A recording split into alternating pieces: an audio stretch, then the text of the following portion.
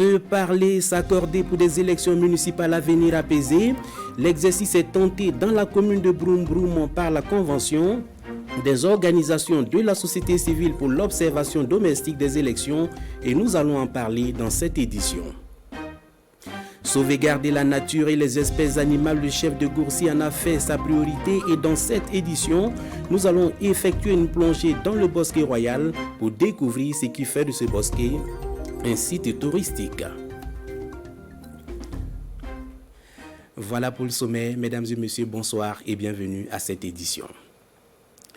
La commune de Broum Broum dans le Pony s'active pour des municipales apaisées donc avec l'appui de la Convention des organisations de la société civile pour l'observation domestique des élections. Pour cela, elle a organisé donc ce 24 septembre un dialogue social. Les précisions avec Isia Kazabré et Lambert Soma. Les élections municipales de 2016 n'ont pu se tenir à Broum Broum. Il a fallu attendre les élections complémentaires de 2017 pour que l'exécutif communal se mette en place. Afin d'éviter que pareille situation ne se reproduise, la Convention des organisations de la société civile pour l'observation domestique des élections CODEL organise son 3e dialogue communal de Broum Broum. Nous sommes venus pour appeler les uns les autres à la paix. Je crois que toutes les forces vives, même de la diaspora de Broum Broum, sont présentes. Ils ont vraiment dit tout ce qu'il y avait en eux. Je crois que c'était une grande occasion pour eux de pouvoir se croiser et discuter franchement. Nous retenons que des échanges que les uns et les autres ont vraiment tiré les leçons du passé.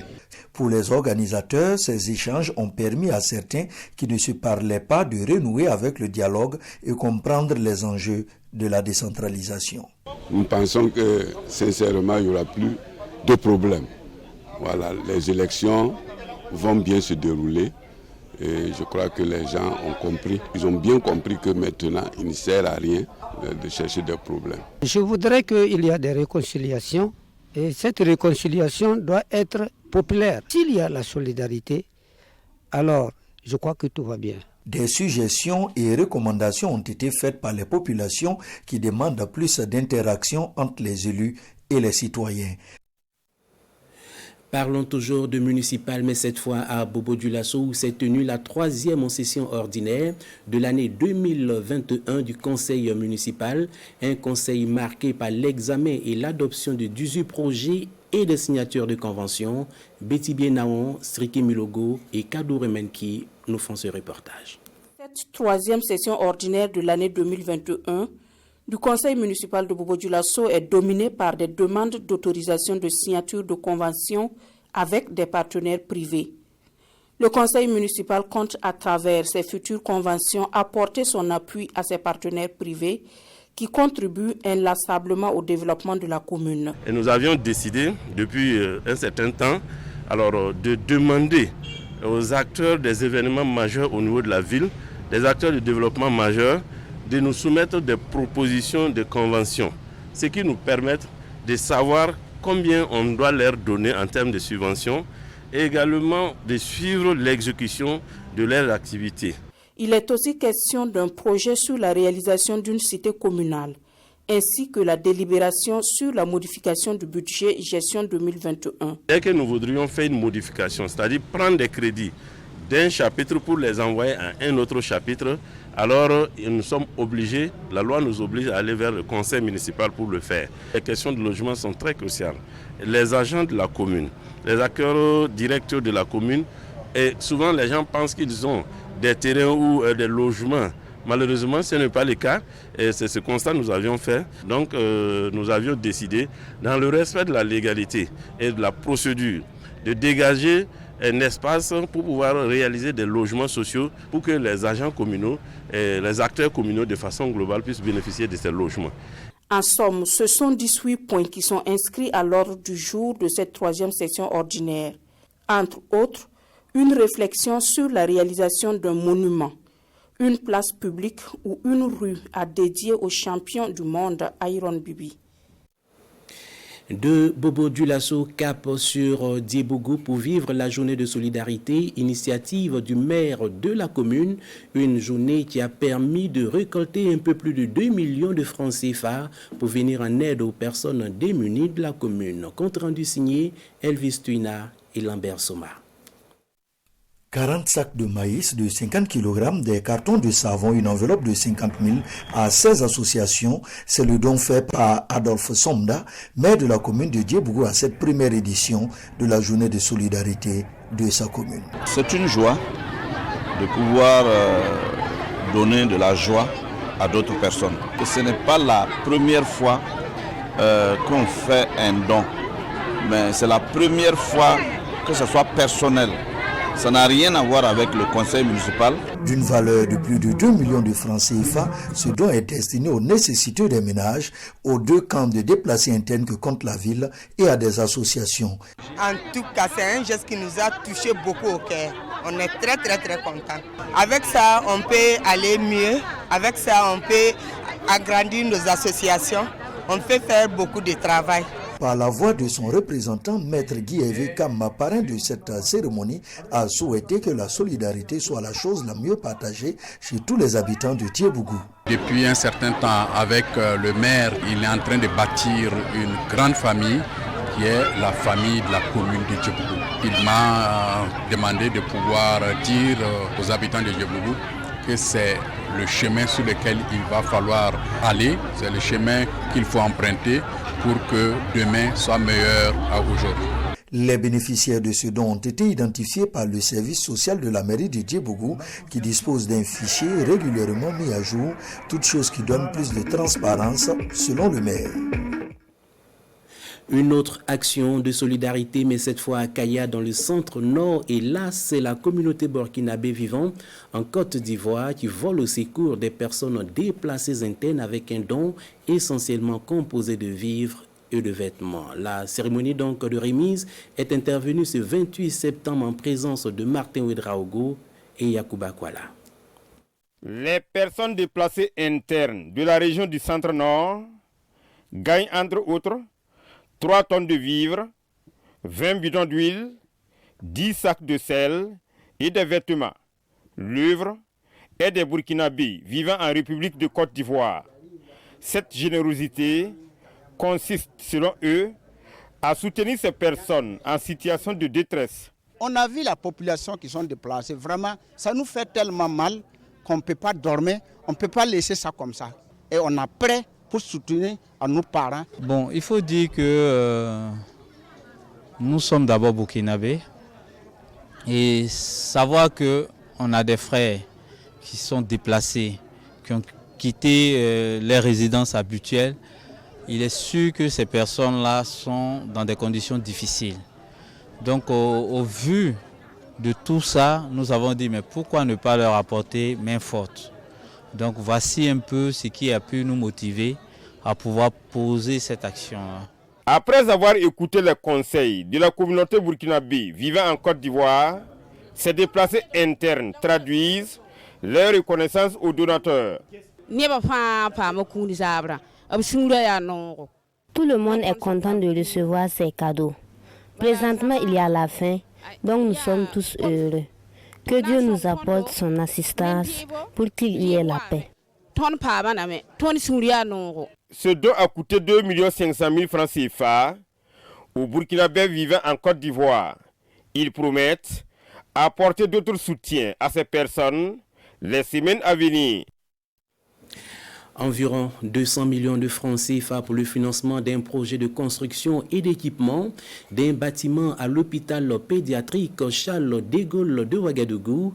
L'appel à contribution a été lancé par le club Ouagadougou Amazon du Lions Club en présence de Gérard Sommet et Bienvenue Taonsa. Le club Ouagadougou Amazon veut mobiliser environ 200 millions de francs CFA pour financer la construction d'une unité de soins pour enfants souffrant de cancer au centre hospitalier pédiatrique Charles de Gaulle. Pour réussir son projet, 7 composantes de Lions Club comptent également sur les bonnes volontés, d'où cette campagne de mobilisation de fonds pour couvrir au moins 25% du financement. Donc nous, en tant que Lions burkinabés, nous allons contribuer pour 25% du projet si le projet est approuvé par la Fondation internationale. Donc la Fondation va financer les 75% et nous allons financer les 25%. Et comment nous allons avoir les 25%? C'est à travers cette collecte que nous lançons auprès de la population et des lions. C'est aussi les entreprises et les fondations que nous allons approcher. L'objectif de ce projet, améliorer les conditions d'accueil des enfants atteints de cancer à l'hôpital Charles de Gaulle. Face aux besoins importants des structures sanitaires en charge des enfants qui sont malades du cancer, Ouagadougou Amazone souhaite renforcer et pérenniser son action en faveur de la lutte contre le cancer infantile en dotant l'hôpital pédiatrique d'une unité de soins spécialement dédiée aux enfants malades. Cette unité permettra aux enfants de recevoir des soins appropriés à leur pathologie dans un environnement qui sera plus adapté et beaucoup mieux équipé qu'il ne l'est actuellement. À travers cette initiative, le club Ouagadougou Amazone renforce ses actions en faveur des enfants malades de cancer. Sur le plan financier, le club apporte déjà son soutien à plusieurs familles d'enfants vivant avec une tumeur.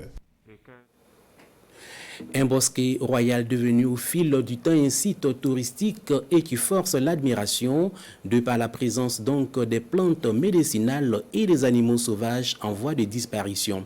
Eh bien, nous sommes à Gourcy et le projet qui fait aujourd'hui la fierté de la localité est porté par le chef Naba Bango. Focus donc sur ce bosquet royal avec aussi Lassina Ouattara et Hadi Sandamba. Adossé à la cour royale, le bosquet Naba Bango est un patrimoine familial. Il est une représentation de plusieurs espèces végétales, domestiques et sauvages de la savane. Et même si l'initiative de Naba Bango, actuel chef de Gourcy, ce sont les fils et petits-fils de la dynastie des Ouarma qui ont mis en terre tous ces plans. Je me suis basé sur les petits-fils et les fils pour planter les arbres en me disant que les ayant plantés, forcément ils vont continuer la vision. Et effectivement, bon, ils reviennent de temps en temps. Effectivement, ce bosquet est comme un lieu de pèlerinage pour tous ces jeunes descendants de Naba Ouarma. Et pour Naba Bango, créer un cadre pour restaurer la nature est un devoir pour tout être humain. Mais, au-delà de cette conviction, le bosquet royal de Gourcy est un cadre de sauvegarde de toutes les espèces végétales en voie de disparition. On a beaucoup de ces essences traditionnelles et spécifiques dans la zone qui en plus ont le mérite d'être des plantes médicinales. Vous allez voir des Wilimiga et tout qui sont là-bas. De la même façon que les arbres sont menacés de disparition, il y a également des espèces fauniques qui se font de plus en plus rares, d'où la présence d'animaux sauvages ici. L'idée, c'est également, en même temps qu'on développe la flore, de voir les espèces fauniques que nous pouvons entretenir. Plus qu'un patrimoine familial, le bosquet Naba Bango est de nos jours un site touristique qui intéresse plus d'un, surtout les élèves de la région du Nord et même au-delà. Je me rends compte effectivement que surtout les élèves, les enfants, voir des hyènes, bon, c'est pas évident, voir des porcs-épics, c'est pas évident, voir des biches qui sont vraiment dans la nature, c'est pas évident. C'est en 2013 qu'est née l'idée de créer un bosquet. Et une année après la mise en terre de tous ces plans, une autre idée est née, celle de faire pareil pour les animaux sauvages. Depuis, Naba Bango ne cesse de collecter des espèces à travers le monde. Sur un site d'environ 2 hectares, le bosquet royal accueille également un arbre à chaque célébration d'un mariage coutumier de la part des mariés. Une règle instituée par la cour royale de Gourcy, nous confie Naba Bango. À Bitou, on célèbre les tubercules à l'occasion de la 4e édition du Festibut placé sous le thème « Valorisation et promotion des produits agro-silvopastoraux de la région du Centre-Est ». Un festival qui se veut un cadre de rencontre entre producteurs, transformateurs et commerçants. Hassan Gebré, Bernard Diasso signe pour nous ces reportages. Le manioc, dans toutes ses variétés, est exposé au cours de cette journée promotionnelle. Nous sommes à la 4e édition du Festubit, le festival des tubercules de Bitou. Et selon les organisateurs, la commune de Bitou se positionne 2e en production de manioc au Burkina. On y compte plus de 500 producteurs de manioc, 3 unités de transformation, plus de 100 femmes transformatrices de manioc et près de 200 hectares de manioc. C'est une édition où, en tout cas cette fois-ci, nous demandons surtout des partenaires à venir accompagner les producteurs, surtout dans le cadre il y a la transformation aussi, parce que qui dit production parle de transformation. Autrefois considéré comme une culture vivrière secondaire, le manioc est devenu une culture de rente qui mobilise de nombreux acteurs et constitue un enjeu commercial national et international. Si nous arrivons en tout cas à inverser les tendances, diminuer un peu le taux d'importation donc de la pâte, et également même des tubercules de manioc qui quittent souvent certaines régions pour rentrer dans le pays, nous allons en tout cas arriver à développer cette filière-là et au bonheur donc de tous les producteurs et de tous les acteurs donc de la chaîne de valeur. 3e tubercule du pays après l'iam et la patate, le manioc se cultive sur toute l'étendue du territoire, en pluvial ou irrigué, en pur ou en association avec d'autres cultures. À l'endroit des producteurs de manioc, c'est un encouragement. Et c'est une invite également à mieux faire. C'est une invite à produire davantage le manioc parce que c'est une filière porteuse pour notre pays. Cette 4e édition du Festubit, placée sous le thème « Valorisation et promotion des produits agro-silvopastoraux de la région du Centre-Est », interpelle les populations à la consommation des produits nationaux et régionaux. C'est la fin de cette édition. Bien, merci à tous de l'avoir suivi. Je vous retrouve demain, 19h. Bonsoir.